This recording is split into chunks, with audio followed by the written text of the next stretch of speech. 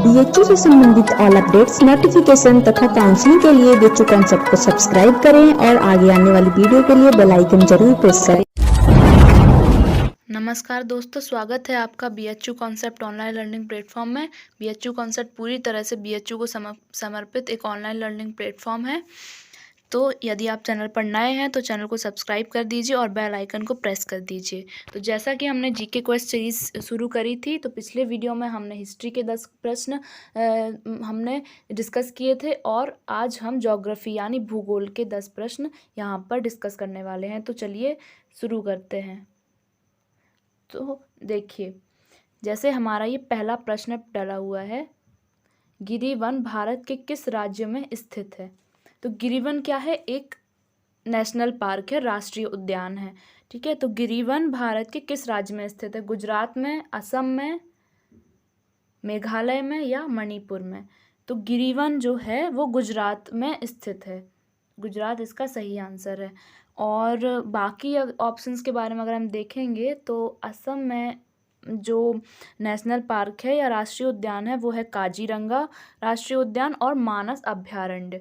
ठीक है, और मेघालय में देखिए नौक्रेन राष्ट्रीय उद्यान और बाल पक्रम अभयारण्य। और मणिपुर में किवो लमजो राष्ट्रीय उद्यान, जिसे तैरता हुआ राष्ट्रीय उद्यान भी बोला जाता है। तो इसको याद रखिएगा, इसको तैरता हुआ राष्ट्रीय उद्यान भी बोलते हैं। किसको? किवो लमजो राष्ट्रीय उद्यान को। अब हम नेक्स्ट क्वेश्चन पर चलते हैं। देखिए, जितने भी यहाँ पर क्वेश्चंस आपसे डिस्कस किए जा रहे हैं उसमें से आप ज़रूर बताइएगा कमेंट सेक्शन में कि आपको उसमें से कितने सही क्वेश्चन बने या कितने सही आंसर आपको पता थे, ये ज़रूर बताइएगा कमेंट सेक्शन में। चलिए अब हम दूसरा प्रश्न करते हैं। तो दूसरा प्रश्न है, उत्तर प्रदेश में कौन सा राष्ट्रीय उद्यान स्थित है? ठीक है, उत्तर प्रदेश में कौन सा राष्ट्रीय उद्यान स्थित है? तो देखिए इसके हम ऑप्शन भी देखते हैं। तो इसके ऑप्शन में कान्हा राष्ट्रीय उद्यान, कॉर्बेट राष्ट्रीय उद्यान, सिमलीपाल राष्ट्रीय उद्यान और नागरहोल राष्ट्रीय उद्यान। तो इसका सही आंसर है कॉर्बेट राष्ट्रीय उद्यान। कॉर्बेट राष्ट्रीय उद्यान इसका सही उत्तर है। और उत्तर प्रदेश में चंद्रप्रभा अभयारण्य भी है, तो इसको याद रखिएगा। अब हम बाकी ऑप्शंस की बात करें तो जो है कान्हा राष्ट्रीय उद्यान जो है वो है मध्य प्रदेश में, और सिमलीपाल राष्ट्रीय उद्यान जो है वो है उड़ीसा में, और नागरहोल राष्ट्रीय उद्यान जो है वो कर्नाटक में है। तो इसको याद रखिएगा। अब हम चलते हैं नेक्स्ट क्वेश्चन पर। तो नेक्स्ट क्वेश्चन है हमारा, भारत की सबसे बड़ी और सबसे खारी झील कौन सी है? भारत की सबसे बड़ी और सबसे खारी झील कौन सी है? तो इसके ऑप्शंस देखिए, बुलर झील, सांभर झील, कोल्लेरू झील और चिल्का झील। तो इसका जो सही आंसर है वो है चिल्का झील। चिल्का झील जो कि उड़ीसा में स्थित है। चिल्का झील कहाँ स्थित है? उड़ीसा में स्थित है चिल्का झील। और बाकी अगर हम ऑप्शंस देखेंगे तो ये जैसे ये पहला ऑप्शन है बुलर झील। तो बुलर झील जो है तो इसकी जो खासियत है वो ये है कि ये भारत की सबसे बड़ी ताजे पानी की झील है, और जो कि कहाँ पाई जाती है? जम्मू एंड कश्मीर में ये पाई जाती है। और जो हमारी अगली झील है वो है सांभर झील। सांभर झील पाई जाती है राजस्थान में, और ये यहाँ से बहुत अधिक मात्रा में नमक की प्राप्ति होती है। अब जो अगली झील है वो है कोल्लेरू झील। तो कोल्लेरू झील आंध्र प्रदेश में पाई जाती है, तो इसको याद रखिएगा। अब हम चलते हैं हमारे नेक्स्ट क्वेश्चन पर।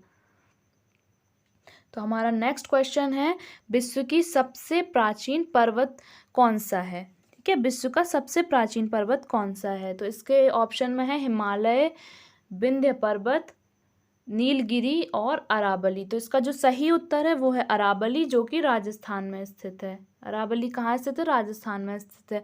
अब हम अगले ऑप्शंस जो साथ में दिए गए हैं उनके बारे में देखते हैं। तो हिमालय जो है, हिमालय के बारे में तो आप सब जानते ही होंगे कि ये दुनिया की सबसे ऊंची पर्वत श्रृंखला है, और इसमें माउंट एवरेस्ट, इसी पर्वत श्रृंखला में माउंट एवरेस्ट भी है, जो कि दुनिया की सबसे ऊंची चोटी है। ठीक है, इसको याद रखिएगा।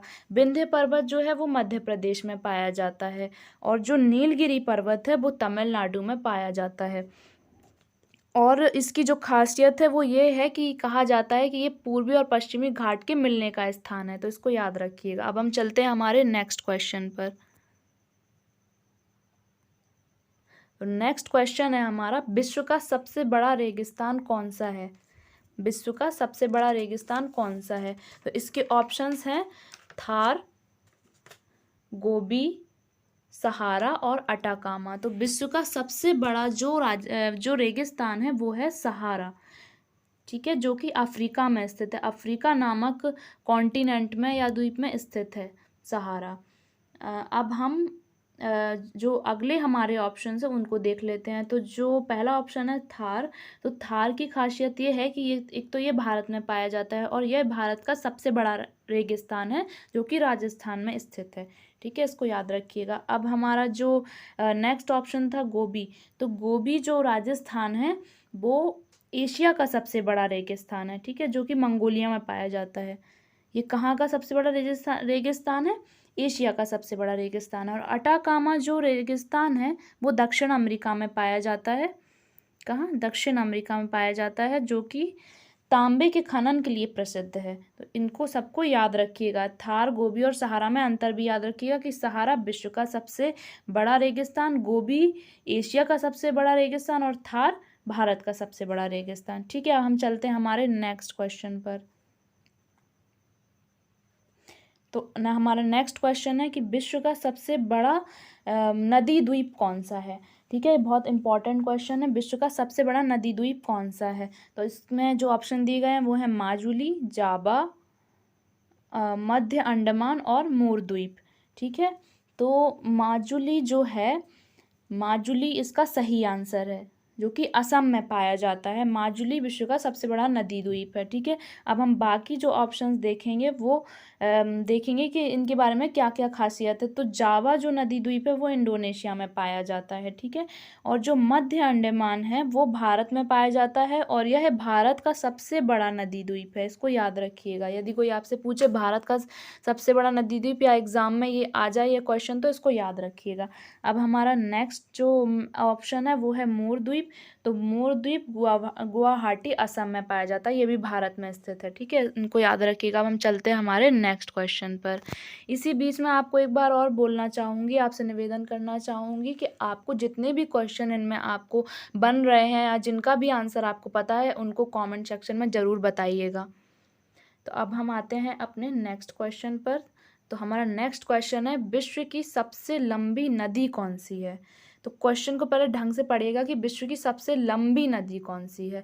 तो इसका जो सही आंसर होगा वो होगा बी, नील नदी। बी, नील नदी इसका सही आंसर है, जो कि अफ्रीका में स्थित है। अब हम बाकी ऑप्शंस के बारे में यदि देखेंगे तो जो हमारा पहला ऑप्शन है वो है अमेजन नदी। तो अमेजन नदी जो है वो विश्व की सबसे बड़ी नदी है, जो कि दक्षिण अमेरिका में स्थित है, इसको याद रखिएगा। जो हमारी नील नदी है और अमेजन नदी है उनके बीच में अंतर याद रखिएगा कि नील नदी सबसे लंबी नदी है विश्व की और अमेजन नदी सबसे बड़ी नदी है। अब हम आते हैं हमारे थर्ड ऑप्शन पर, जो कि है गंगा नदी। तो गंगा नदी के बारे में तो हम सभी जानते ही हैं, जो कि हमारे भारत की बहुत पवित्र नदी है और भारत की यह तीसरी सबसे बड़ी नदी है। किन किन नदियों के बाद? इंदुस और ब्रह्मपुत्र के बाद, मतलब सिंधु और ब्रह्मपुत्र नदियों के बाद यह तीसरी सबसे बड़ी नदी है हमारे भारत की, तो इसको याद रखिएगा। अब हमारा जो नेक्स्ट ऑप्शन था कांगो नदी, तो कांगो नदी अफ्रीका में स्थित है, ठीक है, इसको याद रखिएगा। अब हम चलते हैं हमारे नेक्स्ट क्वेश्चन पर। तो हमारा नेक्स्ट क्वेश्चन है, पृथ्वी का जुड़वा किस ग्रह को कहते हैं? तो पृथ्वी का जुड़वा कहते हैं ए, वीनस को, ठीक है, शुक्र यानी वीनस। तो यहाँ पर ये इंग्लिश में मैंने इसलिए दे दिए क्योंकि जो हिंदी वाले जो वर्ड्स हैं वो बहुत ही कम लोगों को पता होते हैं, तो इसीलिए आपको आपकी सुविधा के लिए यहाँ पर इंग्लिश में भी दिया गया है, तो इसमें कंफ्यूज होने की ज़रूरत नहीं है, ठीक है। तो इसका जो सही आंसर है वो है शुक्र, वीनस। पृथ्वी का जुड़वा ग्रह शुक्र को कहते हैं। अब हम जो हमारे दूसरे ऑप्शंस दिए गए हैं उनके बारे में भी देखते हैं कि उनके बारे में क्या क्या खासियत है। तो जो हमारा सेकंड ऑप्शन है बुध यानी मरकरी, तो यह ग्रह सबसे छोटा, मतलब हमारे जो जितने भी हमारे ग्रह हैं उनमें से सबसे छोटा और सूरज के सबसे निकटतम ग्रह है, ठीक है। जो हमारा नेक्स्ट ऑप्शन है वो है बृहस्पति यानी जुपिटर। तो ये सबसे बड़ा उपग्रह है। हमारे जितने भी ग्रह हैं उनमें से यह सबसे बड़ा ग्रह है। और जो शनि है यानी सैटर्न, तो यह बृहस्पति के बाद सबसे बड़ा ग्रह है, तो इसको याद रखिएगा। बृहस्पति सबसे बड़ा ग्रह और शनि उसके बाद सबसे बड़ा ग्रह है, यानी सेकंड नंबर पे आता है ये। और मरकरी के हमने देख ही लिया कि सबसे छोटा और सूरज के सबसे निकटतम ग्रह है। अब हम चलते हैं हमारे नेक्स्ट क्वेश्चन की तरफ। तो हमारा नेक्स्ट क्वेश्चन है कि लाल ग्रह किसे कहा जाता है। ठीक है, लाल ग्रह के नाम से किसे जानते हैं।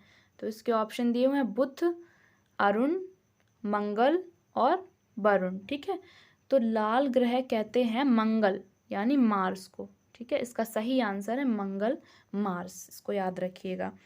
और अब हम अगर आगे के ऑप्शंस भी देखेंगे, जितने और भी ऑप्शंस दिए गए हैं, तो बुध के बारे में अभी हमने जान ही लिया कि ये हमारे जितने भी ग्रह हैं उनमें से सबसे छोटा और सूर्य के सबसे निकटतम ग्रह है। और जो अरुण है यानी हमारा बी ऑप्शन अरुण यानी यूरेनस, तो यूरेनस ऐसा है कि ये, और जो शुक्र है ये वीनस जो हमने अभी पढ़ा, ये यूरेनस और वीनस दो ऐसे ग्रह हैं, अरुण और शुक्र दो ऐसे ग्रह हैं जो बाकी ग्रहों से विपरीत दिशा में सूर्य के चक्कर लगाते हैं, यानी घड़ी की दिशा में। जो बाकी ग्रह हैं वो घड़ी की विपरीत दिशा में सूर्य के चक्कर लगाते हैं, और अरुण और जो शुक्र हैं वो घड़ी की दिशा में सूरज के चक्कर लगाते हैं। तो इसको याद रखिएगा, ये इनकी खासियत है। अब जो हमारा फोर्थ ऑप्शन है वो था वरुण यानी नेपच्यून। तो इसके बारे में ये खासियत है कि ये सूर्य से सबसे दूर ग्रह है, सबसे दूर, ये जितनी भी मतलब सबसे ज़्यादा डिस्टेंस इसी ग्रह की है सूरज के साथ, तो इसको याद रखिएगा। अब हम चलते हैं हमारे नेक्स्ट क्वेश्चन की तरफ।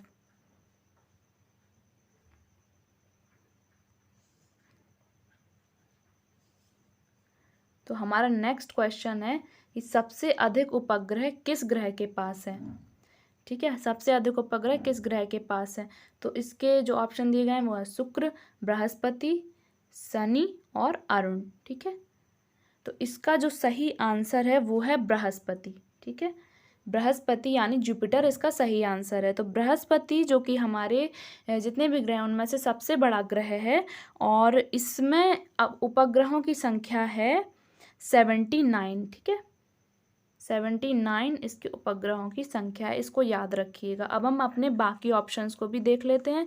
तो बाकी ऑप्शन यानी शुक्र जो है, शुक्र जिसे वीनस कहते हैं, इसमें कोई उपग्रह नहीं होता है। ठीक है, कोई उपग्रह नहीं है इसके पास।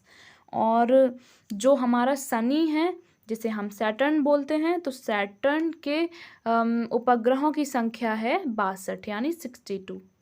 ठीक है, और जो अरुण है यानी यूरेनस, तो यूरेनस के उपग्रहों की संख्या है 27।